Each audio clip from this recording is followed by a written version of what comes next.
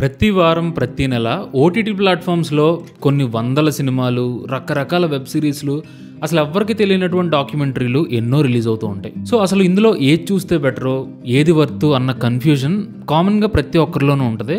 So cinema lovers, ఈ ఖేయాస్లో last month నేను చూసినటువంటి కంటెంట్ని ఈ వీడియోలో మీతో షేర్ చేసుకుంటాను. ఇందులో కొంతమంది తెలిసినటువంటి పాపులర్ ఫిల్మ్స్తో పాటు అండర్ రేటెడ్ హిడెన్ జెమ్స్ కూడా ఉన్నాయి. సో లిస్ట్ మొత్తం చూసి ఒకవేళ మీకు నచ్చిన ఉంటే కనుక మీ వాచ్ లిస్ట్లోకి తప్పకుండా యాడ్ చేసుకోండి. Let's start the list with number 1, Alappuzha Gymkhana. మలయాళంలో తల్లుమాల అనే సినిమా తీసినటువంటి ఖలీద్ రెహమాన్ కొత్త మూవీయే ఈ అలపుళ జిమ్ఖానా. యాక్చువల్గా ఇది తెలుగు డబ్బింగ్లో కూడా రిలీజ్ అయింది. సింపుల్గా ఒక్క ముక్కలో చెప్పాలంటే ఈ సినిమాని జస్ట్ ఆ యూత్ఫుల్ వైబ్ కోసమే చూడొచ్చు.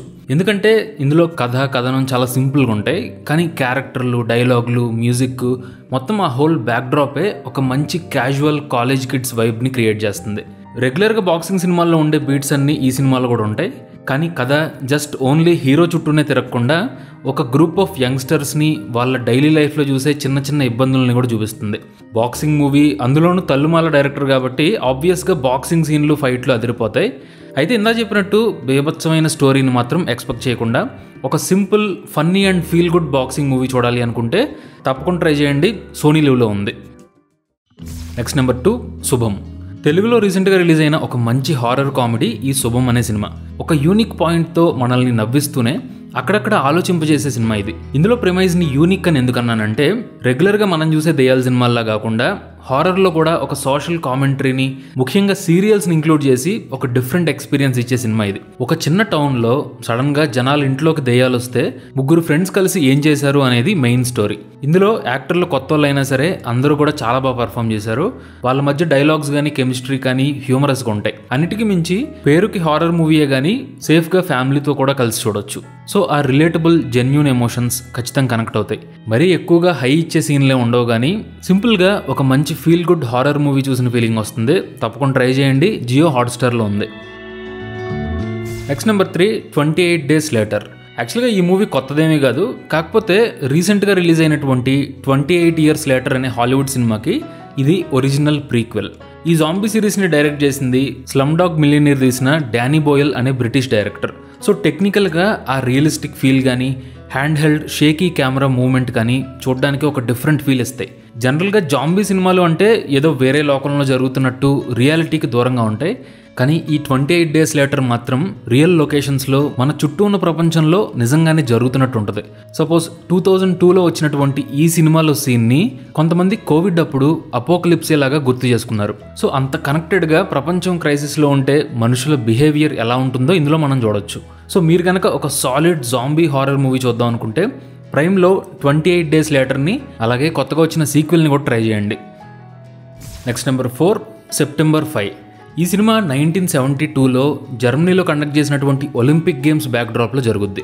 అప్పట్లో ఒక పక్క ఒలింపిక్ గేమ్స్ జరుగుతూ ఉంటే ఇంకో పక్క ఒక హోటల్లో ఇజ్రాయిల్ ప్లేయర్స్ని కొంతమంది కిడ్నాప్ చేసి ఒక సెన్సేషన్ క్రియేట్ చేశారు.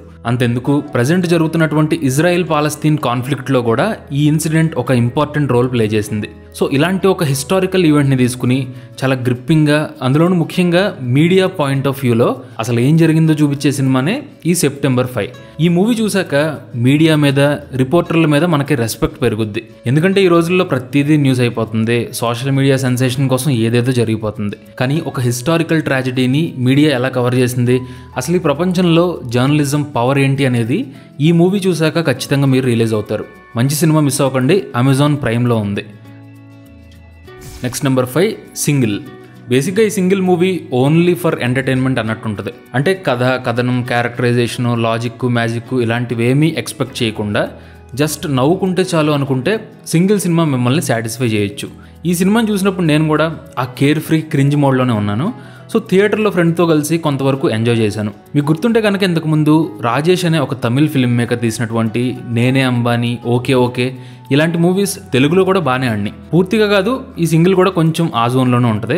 కాకపోతే ఇప్పటి జనరేషన్ని అట్రాక్ట్ చేయడానికి మీమ్ రిఫరెన్స్లు, ఇంటర్నెట్ స్లాంగ్ డైలాగులు కొంచెం ఎక్కువే పెట్టారు. బేసిక్గా ఈ సినిమా మొత్తం హీరో తన సైడ్ కిక్తో కలిసి ఒక అమ్మాయిని పడేయడానికి చేసే ఒక పెద్ద ప్రయత్నం అనుకోవచ్చు. జస్ట్ ఏదో ట్రయాంగిల్ లవ్ స్టోరీలా ఉండే ఒక silly Telugu style comedy film అంతే. సో నవ్వుకుందాం అనుకుంటే చూడండి, ప్రైమ్లో ఉంది. తర్వాత నెంబర్ 6, స్టోలెన్. నిజంగా ఈ హిందీ మూవీ మాత్రం ఒక సర్ప్రైజ్ అని చెప్పాలి. ఎందుకంటే ప్రైమ్లో ఒకరోజు నేను స్క్రోల్ చేస్తూ ఎక్కువ ఎక్స్పెక్టేషన్స్ ఏం లేకుండా ప్లే చేసి జెన్యూన్గానే ఒక మంచి సినిమా చూశాను అనే ఫీలింగ్ ఇచ్చినటువంటి థ్రిల్లర్ మూవీ ఈ స్టోలెన్ సినిమా. ఇందులో బేసిక్ పాయింట్ చాలా సింపుల్. స్టోలెన్ సినిమా మొత్తం కూడా ఒక స్టోలెన్ బేబీ చుట్టూ తిరుగుద్ది. అంటే రైల్వే స్టేషన్లో ఒక చిన్న పాప తప్పిపోతే అక్కడ ఉన్న వాళ్ళ జీవితాలు ఎలా మారినాయి అనేది ఇందులో కథ. ఈ సినిమా స్టార్టింగ్లో కొంచెం స్లోగానే ఉంటుంది, కానీ లాస్ట్ హాఫ్ అన్ అవర్ మాత్రం మిమ్మల్ని ఖచ్చితంగా సీట్ ఎడ్జ్లో కూర్చోబెట్టుద్ది. అన్నిటికీ మించి నాకు నచ్చింది ఏంటంటే నార్త్ ఇండియాలోని రియల్ లొకేషన్స్లో చాలా గ్రిట్టీగా తీశారు. సో ఆ రా హ్యూమన్ ఎమోషన్స్ని మనం కూడా ఫీల్ అవుతాం. రిచ్ వర్సెస్ పూర్ అనే థీమ్ని ఏదో మెసేజ్ ఇస్తున్నట్టు ప్రీచీగా కాకుండా చాలా మెచ్యూరిటీతో ప్రాపర్గా రైటింగ్తోనే చూపించగలిగారు. యాక్టింగ్ పర్ఫార్మెన్స్లు అయితే నెక్స్ట్ లెవెల్లో ఉంటాయి. బ్రిలియంట్ మూవీ, మిస్ అవ్వకండి. అమెజాన్ ప్రైమ్లో ఉంది. Next number 7, predator killer of killers. జనరల్గా యానిమేటెడ్ మూవీస్ అనగానే మ్యాక్సిమం చిన్నపిల్లలు చూసేటువంటి ఫీల్ గుడ్ ఫ్యామిలీ ఫ్రెండ్లీ స్టోరీసే ఉంటాయి. కానీ ఈ ప్రిడేటర్ కిల్లర్ ఆఫ్ కిల్లర్స్ సినిమాతో యాక్షన్ జానర్లో కూడా యానిమేషన్తో అద్భుతాన్ని క్రియేట్ చేయొచ్చని ప్రూవ్ చేశారు. ఆల్రెడీ మీ అందరికీ తెలిసే ఉంటుంది కదా, ప్రిడేటర్ అంటే ఒక విచిత్రమైన, బాగా బలమైన, చూడడానికి మనిషిలో ఉండే ఏలియన్. సో ఈ ఏలియన్ని ఎదిరించడానికి 3 వేరు టైం పీరియడ్స్లో 3 వారియర్స్ చేసే ఫైటే ఈ ఆంథాలజీ సినిమాలోని మెయిన్ స్టోరీ. ఈ మూవీలో నాకు బాగా నచ్చింది ఏంటంటే ప్రిడేటర్తో ఫైట్ అంటే జస్ట్ ఏదో థ్రిల్లర్ మూవీలోనే కాకుండా ఎమోషనల్ స్టోరీ టెల్లింగ్ని కూడా ఆన్ పాయింట్ ఉండేలాగా జాగ్రత్తలు తీసుకున్నారు. ఇంతకుముందు ఈ సిరీస్లో ప్రే అని చెప్పి ఒక మూవీ రిలీజ్ అయింది. ప్రిడేటర్ ఫ్రాంచైజీని సింగిల్ హ్యాండెడ్గా సేవ్ చేసినటువంటి సినిమా అది. ఇప్పుడు అదే డైరెక్టర్ మళ్ళీ అదే ఇంటెన్సిటీతో ఈ యానిమేటెడ్ మూవీని కూడా అద్భుతంగా పుల్ ఆఫ్ చేశాడు. So story telling, action and emotion అన్ని బ్యాలెన్స్ చేసిన మంచి సినిమా. మిస్ అవ్వకండి. జియో హాట్స్టార్లో ఉంది. Next number 8, RBI unlocked. మన దేశంలో రిజర్వ్ బ్యాంక్ ఎలా పనిచేస్తుంది, ప్రపంచంలో ఇప్పుడు ఇండియా ఈ పొజిషన్లో ఉంది అంటే దాని వెనకాల రిజర్వ్ బ్యాంక్ రోల్ ఏంటి, ఇదంతా ఈ డాక్యుమెంటరీ ఎక్స్ప్లెయిన్ చేస్తుంది. బ్యాంకుల గురించి డాక్యుమెంటరీ అంటే బోరింగ్గా ఉంటుందేమో అనుకోకండి, ఎందుకంటే మన డబ్బుని మనం మేనేజ్ చేసుకోవడానికి కొన్నిసార్లు కష్టమైపోద్ది. అలాంటిది దేశంలోని కోట్ల మంది ప్రజల డబ్బుని రిజర్వ్ బ్యాంక్ ఎలా కాపాడుతుందో అఫీషియల్గా ఒరిజినల్ ఫుటేజ్తో మనం లైవ్లో చూడొచ్చు. అలాగే ప్రతి ఎపిసోడ్లోనూ మన కంట్రీ నిజంగా ఎదుర్కొన్నటువంటి ఒక క్రైసిస్ని కానీ స్పెషల్ సిచ్యువేషన్ని కానీ ఎక్స్ప్లెయిన్ చేసి రిజర్వ్ బ్యాంక్ లిటరల్గా మన దేశాన్ని ఎలా సేవ్ చేసిందో ఈ డాక్యుమెంటరీలో చూపించారు. సో ఆల్మోస్ట్ ఒక ఫైనాన్షియల్ థ్రిల్లర్ అనుకోవచ్చు. కాబట్టి అన్నం తినేటప్పుడు జస్ట్ క్యాజువల్గా ఇంట్లో వాళ్ళతో కలిసి కూడా చూడొచ్చు. ఇంట్రెస్టింగ్గా, ఇన్ఫర్మేటివ్గా ఉంటూనే ఇండియన్స్గా మనల్ని ఇన్స్పైర్ చేసే డాక్యుమెంటరీ. జియో హాట్స్టార్లో ఉంది, ట్రై చేయండి. Next number 9, one of them days. ఇది ఒకే ఒక్క రోజులో జరిగే కథ. కాన్సెప్ట్ అయితే కొత్తదేం కాదు, చాలాసార్లు చూసిందే.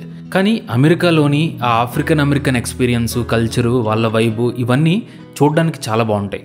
అందులోనూ 2 అమ్మాయిలు ఒక్క రోజులో వాళ్ళు పోగొట్టుకున్న డబ్బుని తిరిగి సంపాదించుకోవడం అనేది పాయింట్. సో ఇది కూడా ఇంట్రెస్టింగ్ ఉంటుంది. ఇందులో ఫ్రెండ్స్లా చేసినటువంటి 2 యాక్టర్ల పర్ఫార్మెన్స్ చాలా బాగుంది. బేసిక్గా క్రైమ్ కామెడీ కాబట్టి మరీ అంత సీరియస్ సబ్జెక్ట్ ఏం కాదు, జస్ట్ క్యాజువల్గా ఒక ఫన్ ఎక్స్పీరియన్స్ ఇచ్చే మూవీ. ఇందులో 2 ladies characterization and emotional pay off బాగా కనెక్ట్ అవుతాయి. ఫాస్ట్గా ఉండే ఒక సింపుల్ క్రైమ్ కామెడీ. ఒకసారి ట్రై చేయండి, నెట్ఫ్లిక్స్లో అవైలబుల్గా ఉంది. Next number 10, 23-23. చాలా నిజాయితీగా తీసిన ఈ తెలుగు సినిమాని థియేటర్స్లో మిస్ అయినందుకు నేనైతే నిజంగానే ఫీల్ అవుతున్నాను. ఎందుకంటే సమాజం మీద జెన్యూన్గా కన్సర్న్ లేకపోతే నిజంగా ఇలాంటి సినిమాలు తీయడం చాలా కష్టం. ఈ 23 మూవీ మన తెలుగు స్టేట్స్లో రియల్గా జరిగిన కొన్ని క్రైమ్స్ని బేస్ చేసుకుని తీశారు. కులం, డబ్బు, రాజకీయ పలుకుబడి ఇలాంటివి చట్టాన్ని, న్యాయ వ్యవస్థని ఎలా మ్యానిపులేట్ చేస్తాయో కూడా చూపించారు. అయితే జస్ట్ ఏదో మెసేజ్ ఇచ్చే మూవీలా మాత్రమే కాకుండా ఒక స్ట్రాంగ్ హ్యూమన్ డ్రామాని, అన్కండిషనల్ లవ్ స్టోరీని హార్ట్ టచింగ్గా చూపించారు. ఇందులో యాక్టర్లు అందరూ కొత్త వాళ్ళే, సో అక్కడక్కడ కొంచెం ఆ ఇన్ఎక్స్పీరియన్స్ కనిపించవచ్చు. బట్ మల్లేశం డైరెక్టర్ రాజ్ గారు జెన్యూన్గా మీ మనసును కదిలించే మూవీ తీశారు. అస్సలు మిస్ అవ్వకండి. ఈ సంవత్సరంలో వచ్చిన బెస్ట్ తెలుగు మూవీస్లో ఈ 23 కూడా ఒకటి. అమెజాన్ ప్రైమ్లో అవైలబుల్గా ఉంది. Next number 11, deep cover. ఇందులో ప్రిమైజ్ ఇంట్రెస్టింగ్ ఉంటుంది. అదేంటంటే యాక్టింగ్ అంటే ఇంట్రెస్ట్ ఉండి లైఫ్లో ఫెయిల్యూర్లు అనిపించుకున్నటువంటి 3 లోజర్స్ కలిసి అనుకోకుండా పోలీసుల కోసం క్రిమినల్స్తో పనిచేస్తే ఏమవుద్ది అనేది ఈ డీప్ కవర్ సినిమాలో మెయిన్ స్టోరీ. ఇందులో మెయిన్ క్యారెక్టర్లు 3 కూడా ఇంప్రొవైజేషన్ యాక్టింగ్ని ప్రాక్టీస్ చేస్తూ ఉంటారు. అంటే స్పాంటేనియస్గా అప్పటికప్పుడు ఏదనిపిస్తే అది మాట్లాడేస్తారు. సో దీనివల్ల సినిమా మొత్తం చాలా ఫన్నీగా, అన్ప్రెడిక్టబుల్గా ఉంటుంది. ఇందులో యాక్టింగ్ చేసిన వాళ్ళందరూ ఎక్స్పీరియన్స్డ్ హాలీవుడ్ యాక్టర్లే అయినా సరే పర్ఫార్మెన్స్లు చాలా ఫ్రెష్గా, ఫన్నీగా ఉంటాయి. ఒక్క మాటలో చెప్పాలంటే చాలా స్మార్ట్గా సిచ్యువేషన్స్ నుండి జోక్స్ని జనరేట్ చేసేటువంటి very well made crime comedy ఇది. తప్పకుండా చూడండి, అమెజాన్ ప్రైమ్లో ఉంది. ఇక ఫైనల్గా నెంబర్ 12 పడక్కలం. మల్టిపుల్ జానర్స్ని మిక్స్ చేసి ఒక మంచి ఫన్ ఎక్స్పీరియన్స్ ఇచ్చినటువంటి అండర్ రేటెడ్ జమ్ మలయాళంలో వచ్చిన ఈ పడక్కలం అనే సినిమా. ఇందులో ఆవేశం మూవీలాగా కాలేజ్ కామెడీ ఉంటుంది, అలాగే ఒక fantasy and historical mystery element కూడా ఉంటుంది.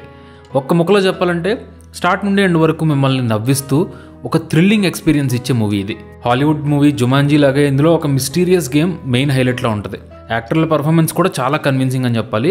సూరజ్ వెంజరమూడు, షరఫుద్దీన్ వీళ్ళిద్దరితో పాటు ఒక లోజర్ స్టూడెంట్లా చేసినటువంటి main character Sandeep Pradeep performance కూడా మంచి ఎంటర్టైనింగ్ ఉంటుంది. ఓటీటీలో చూసి సరదాగా కాసేపు నవ్వుకునే సినిమా, తప్పకుండా ట్రై చేయండి. జియో హాట్స్టార్లో తెలుగు డబ్బింగ్లో కూడా ఉంది. సో మూవీ లవర్స్, ఈ రికమెండేషన్స్ మీకు యూజ్ అవ్వాలనుకుంటున్నాను. నేను మిస్ అయిన ఓటీటీ మూవీస్ సిరీస్ ఏమైనా ఉంటే కింద కామెంట్ చేయండి. Thank you for watching this video.